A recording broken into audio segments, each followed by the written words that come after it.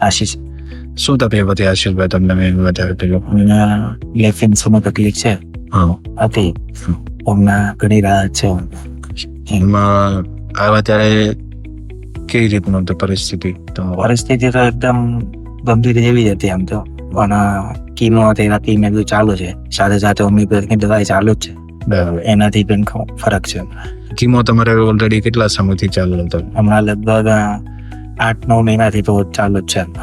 9 મહિના થઈ ગયું. શરૂઆતમાં શું શું તકલીફો થતી તમને? શરૂઆતમાં તો હું ટાઈફોઇડ થી હતો ને એની હિસાબે પછી લોહીનું પેશન્ટ રિપોર્ટ કરાયો, એની પછી ખબર પડી. પછી અમદાવાદ સારવાર ચાલુ કરી દીધી. જોડે જોડે શરીરમાં તમારું વજન ઘટી ગયું હતું હા. અને HB ના કાઉન્ટ ઓછા 6 સુધી. હોમિયોપેથી દવા ચાલુ કરી અને શું શું ફેરફાર આવે છે અત્યારે? ફેરફાર તો ઘણા કરવા માંગે છે, કેમ કે જીનવાની જે કિમાની લગભગ 7.5 આવી જોઈએ એ હોમિયોપેથિકની દવાથી થોડુંક કંટ્રોલમાં આવી ગયું છે. બધું નથી જીવન કે જે પ્રમાણે બોડી આપણું